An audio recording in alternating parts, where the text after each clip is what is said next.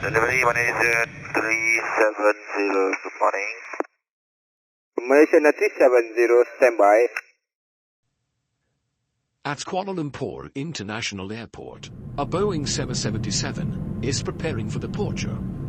Malaysia 370, request level. 370, we are ready, requesting flight level 350 to Beijing. Malaysian Airlines Flight 370 is a daily passenger flight between Kuala Lumpur, Malaysia and Beijing, China. 370, 32 right of takeoff. Nice. Thanks for the right, Malaysia 370, thank you.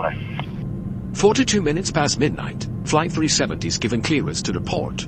On board are Captain Zahari Ahmad Shah, First Officer Farik Abdul Hamid, 10 cabin crew members, and 227 passengers. Number control, Malaysian 370. Malaysian 370, Lumpur radar, good morning, climb flight level 250. Morning, level 250, Malaysian 370. Malaysian 370, climb flight level 350.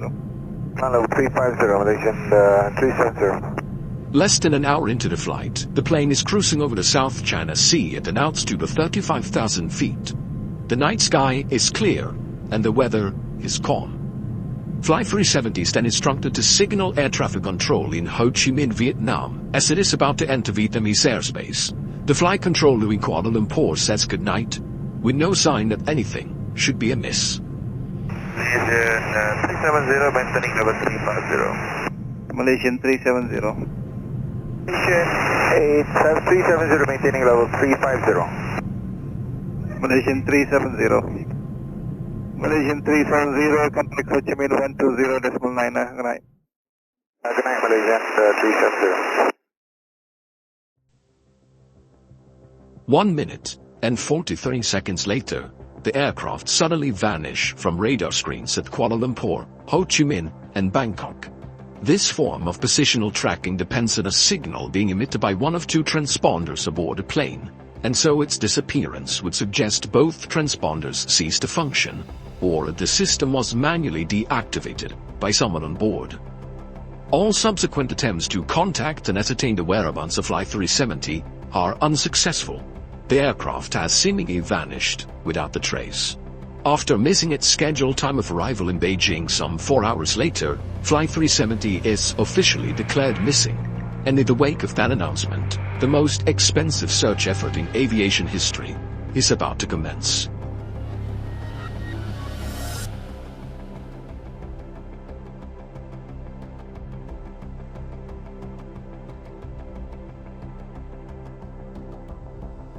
The search was initially concentrated around the location of the flight's disappearance between the South China Sea and the Gulf of Thailand.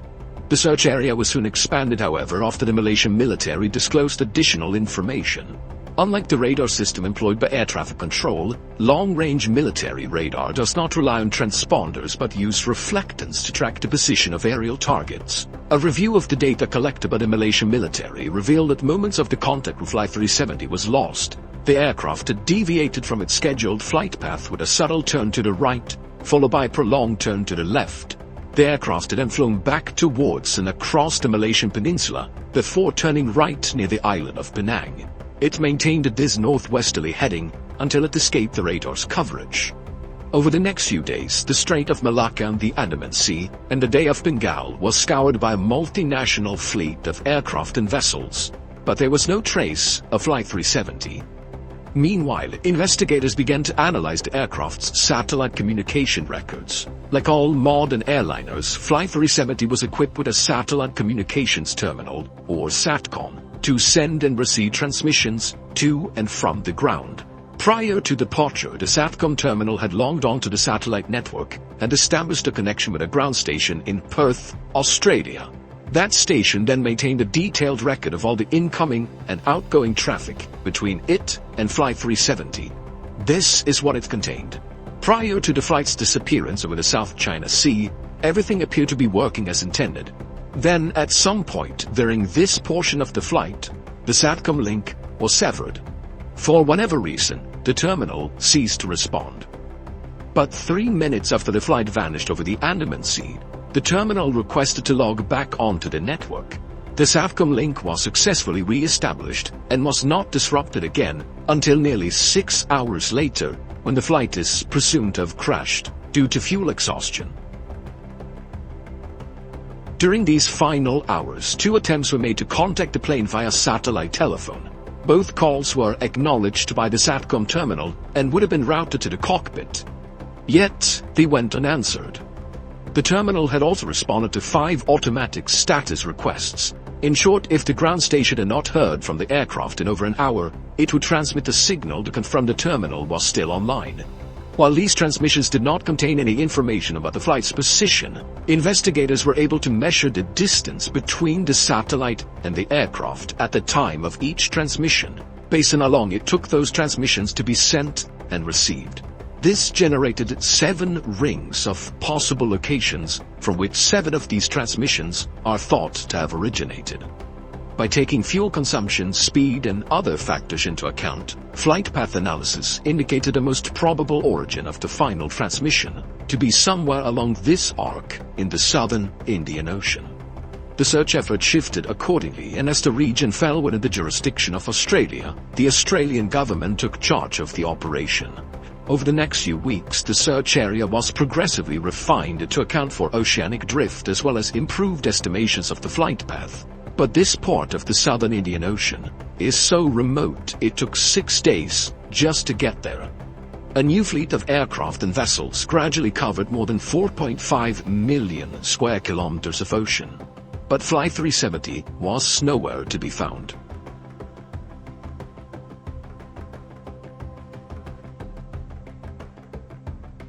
If the impact with the ocean had been sufficiently forceful, it was possible the resulting sound had been recorded by underwater listening devices known as hydrophones. This possibility was investigated, and 4 hydroacoustic monitoring stations had recorded something.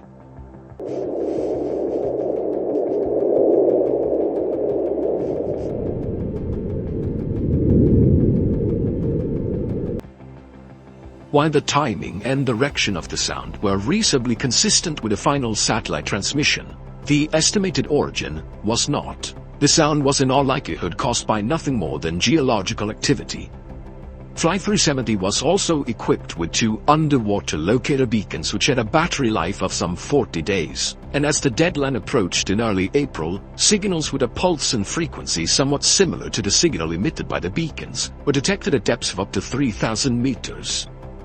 An autonomous submersible then spent weeks scanning the seafloor where the signals had been detected, but no wreckage was ever found. And nothing would be found until more than 16 months later, when the discovery was made on the opposite side of the Indian Ocean. On the 29th of July 2015, a group of people were cleaning up a beach in Reunion, a small island to the east of Madagascar, when they stumbled upon this 2-meter-long metallic object covered in barnacles. Aviation experts quickly identified the object as a section of an aircraft wing known as a flaperon. Upon closer inspection, internal markings including dates and serial numbers conclusively ascertained the flaperon belonged to Flight 370. Even though Reunion Island is some 4,000 kilometers west of the search area, and more than a year had gone by since the flight disappeared, the location was consistent with simulations of debris dispersal patterns. There was now tangible evidence that Flight 370 had crashed somewhere in the Indian Ocean. The discovery of the flaperon prompted numerous searches along beaches and shorelines of southeastern Africa, and at least 31 additional items of interest have since been recovered and examined. Some of these items include a section of the outboard flap from the right wing, a piece of cowling from one of the 2 engines, a partial door from the nose landing gear, a section of the vertical stabilizer, and a mangled casing from one of the embedded headrest monitors. 18 of these items were identified as either likely, highly likely, or almost certain to have originated from Flight 370, whereas only 3 could be confirmed. The remaining 11 could not be identified.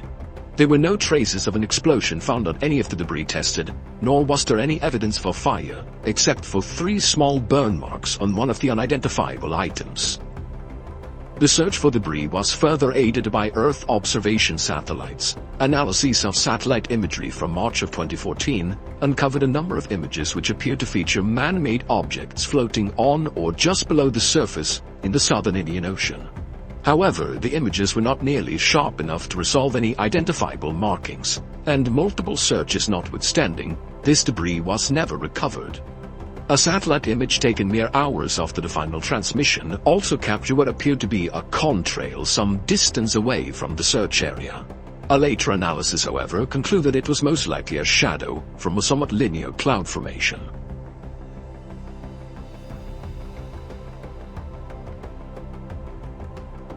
The underwater portion of the search continued for months and eventually years before it was finally suspended in early 2017.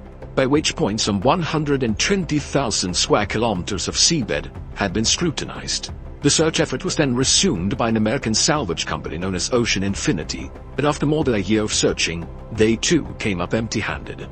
Unless the final resting place of Flight 370 can be located, it may be impossible to determine exactly why it crashed. Nevertheless, there have been no shortage of theories.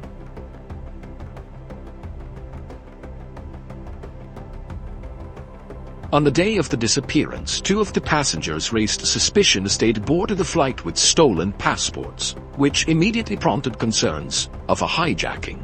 But investigators were unable to link the 2 men to any terrorist organizations, and soon determined they had traveled under false identities because they were seeking asylum, not due to any nefarious intent. Similar suspicions were raised on one of the passengers who were identified as a flight engineer, who might have possessed the necessary expertise to take control of a Boeing 777. Apart from the 239 persons on board, Flight 370 carried nearly 11 metric tons of cargo. Among the items listed on the flight manifest was a shipment of lithium-ion batteries, which led some to suspect a fire might have broken out mid-flight.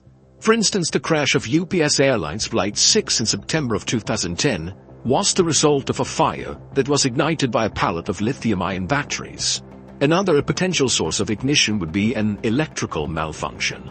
In the case of Flight 370, the sudden loss of communication and subsequent deviation from a scheduled flight path might have been a direct response to a fire. The 2 pilots may have turned back towards Malaysia to attempt an emergency landing at the nearest suitable airport.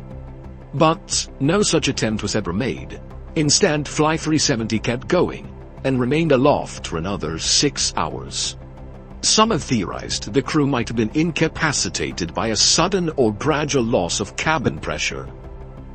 If Flight 370 did lose cabin pressure at 35,000 feet, and the pilots were incapacitated before descending to a more oxygenated altitude, it might explain why the aircraft remained aloft for as long as it did. What is a bit more difficult to explain, however, are these alterations in heading. Flight simulations have established the aircraft must have been under manual control during the initial left turn, as the bank angle or inclination of that turn was beyond the limits of the autopilot. Subsequent turns, however, could have been either manual or automatic. But for the autopilot to have made these course corrections, someone with the requisite knowledge must have programmed it to do so. The only other alternative is that the aircraft was in fact under manual control.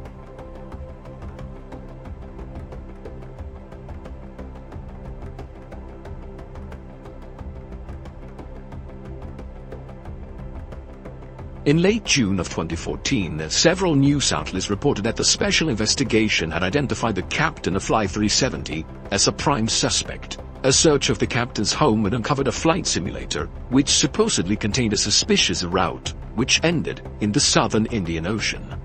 At the time, there was no official acknowledgement that such a route had been recovered, and a lengthy public report issued by the Malaysian government in 2015 made no mention of such a discovery.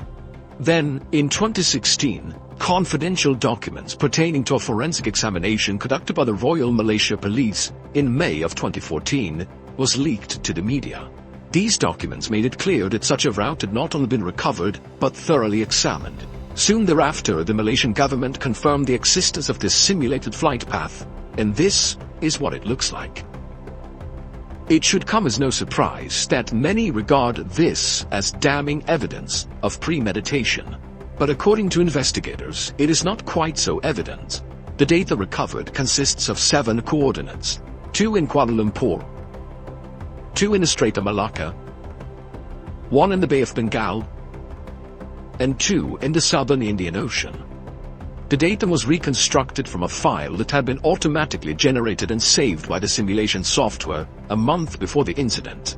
However, it's not clear whether the coordinates originate from the same flight session.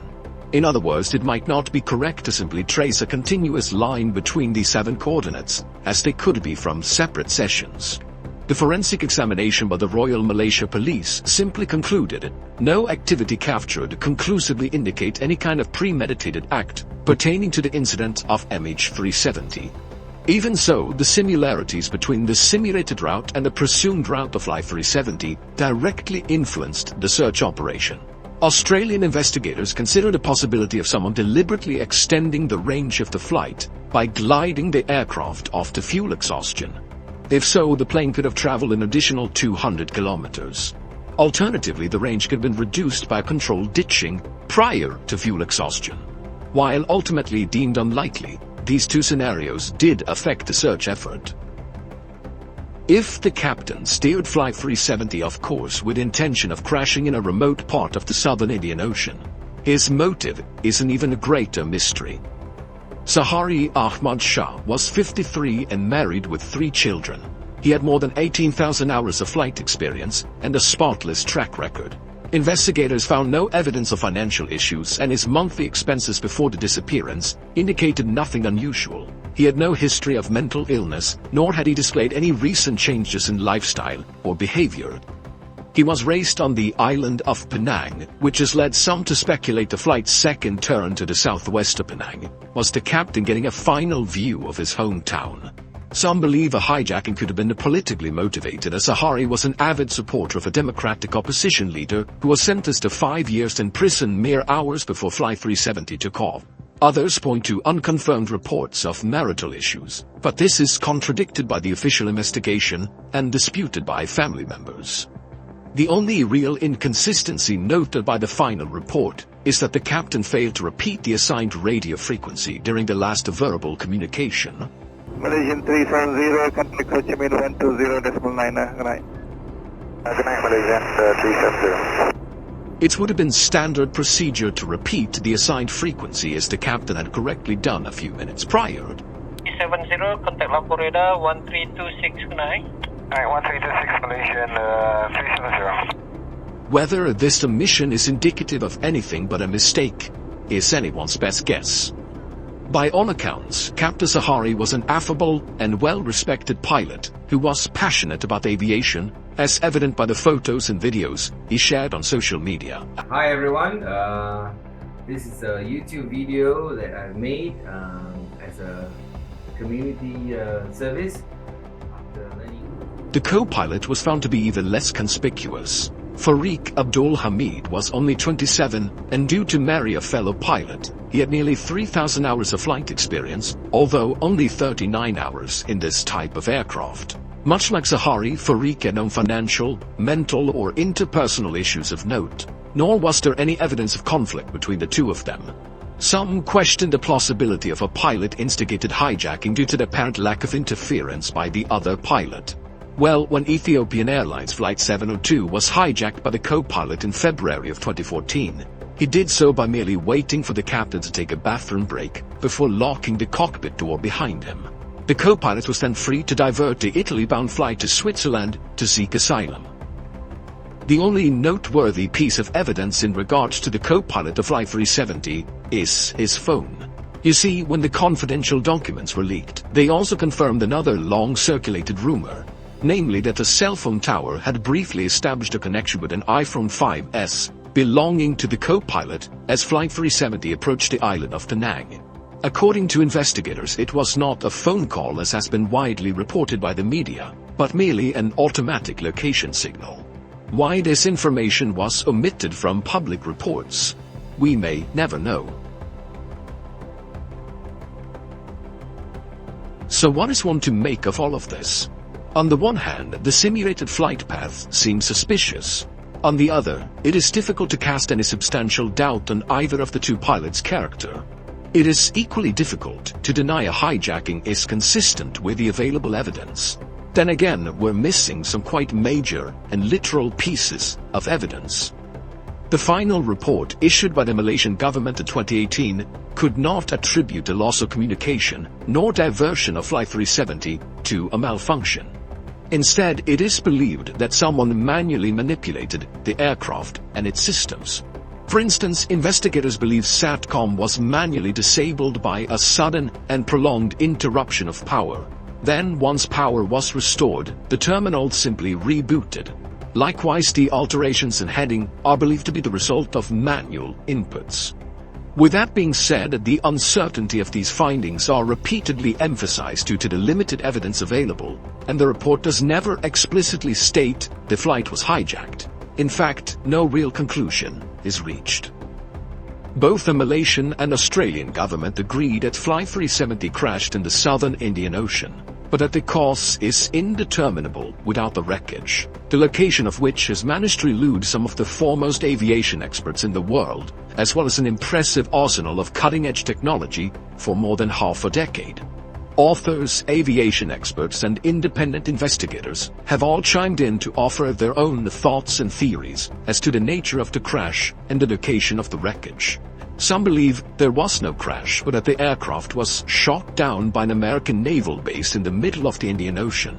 The satellite transmissions were then supposedly forged as part of a massive cover-up. Others believe the aircraft turned right towards India and traveled as far north as Kazakhstan, completely undetected. Debris was then supposedly planted along shorelines of southeastern Africa as part of a massive cover-up. Another theory suggests the aircraft was remotely hijacked and controlled by someone on the ground.